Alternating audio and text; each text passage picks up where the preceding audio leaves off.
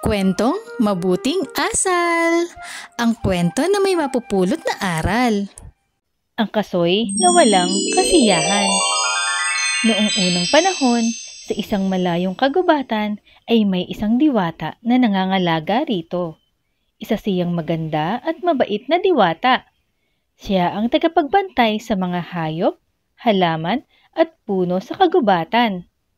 Pinagkalooban niya ang mga hayop, halaman at mga puno ng kani-kanilang mga katangian na ibinigay ng diwata sa kanila.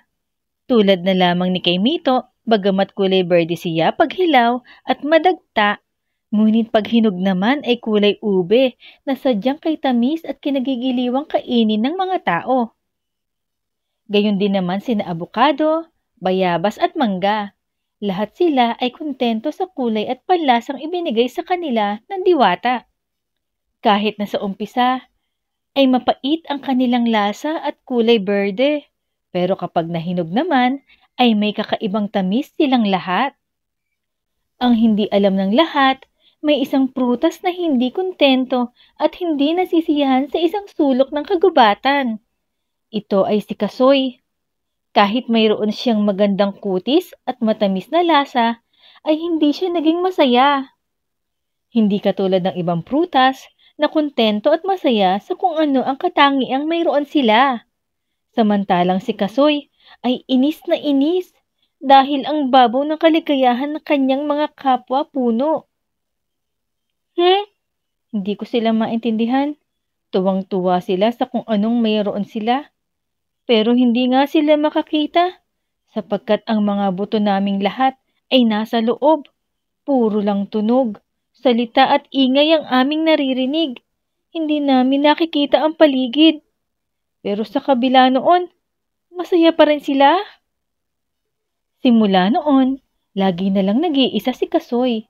Wala na siyang kinakausap sa mga katabi niyang punong kahoy. Dumating ang panahon ng anihan. Naging masagana ang pag-ani sa mga bunga ng mga punong kahoy. Bilang ganti ng diwata sa mga punong kahoy, ay nagdaos siya ng isang piging. Sa kasiyahan, ang lahat ay nagsayawan at nagkantahan. Maliban lamang kay Kasoy, hindi na mamalayan ni Kasoy na siya ay laging pinagmamasdan ng diwata. Kapansin-pansin ang kinikilos at hindi pakikisalamuha ni Kasoy sa ibang prutas. Akala ng diwata ay matatanggap ni Kasoy ang katangiang kanyang taglay. Nagkamali ang diwata dahil naging mapag-isa at walang kibo si Kasoy. Kasoy, ano ang iyong problema? Tanong ng diwata. Mahal na diwata, hindi ko kasi nakikita ang mga nangyayari sa aking paligid. May paninising sagot ni Kasoy sa diwata. Ipinaliwanag ng diwata ang dahilan kung bakit niya nilagay ang buto sa loob ng kaniyang bunga. Alam mo Kasoy, karaniwan kasi sa mga buto ng prutas ay matatakutin at masasakitin. Kaya nananatili ang mga buto sa loob ng prutas. Ngunit sa kabila nito ay hindi tinanggap ni Kasoy ang paliwanag ng diwata. Dahil sa inis ng diwata, ibinigay na niya ang kahilingan ni Kasoy na makalabas ang kaniyang buto. Ngayon ay makikita niya ang bagay-bagay sa kaniyang paligid. Ngunit sinabihan siyang ito na ang huli niyang kahilingan. Dagdag pa rito, tinanggal rin ng diwata ang tamis na taglay ni Kasoy. Mula noon, mapakla-pakla na ang lasa ng walang kasiyahang prutas. Kahit hinog man, ay kaunti na lang ang tamis. At nagwika nga si Kasoy, mahal na diwata, tinatanggap ko na magkaroon ako ng mapaklang lasa. Basta nakikita ko ang mga bagay-bagay sa aking paligid. Mayabang na sagot ni Kasoy sa diwata. Sa mga unang araw, ay labis ang kasiyahan ni Kasoy sa kanyang kaanyuan. Wala siyang pakialam kahit anong lasa ang mayroon siya. Dumating muli ang anihan. Hinihintay ni Kasoy na marami sa kanyang papansin. Nagbago man ang kaanyuan, dinadaan-daanan lamang siya ng mga tao.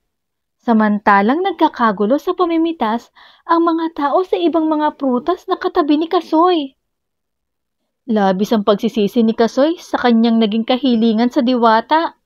Pinagpalit niya ang matamis na lasa sa paglabas niya sa loob ng bunga. Sa tuwing umuulan, kumikidlat at kumukulog, ay hindi na rin siya nakakapagtago. Dumalas na rin ang kanyang pagkakasakit. Upang mawala ang kanyang takot, pumipikit na lamang siya.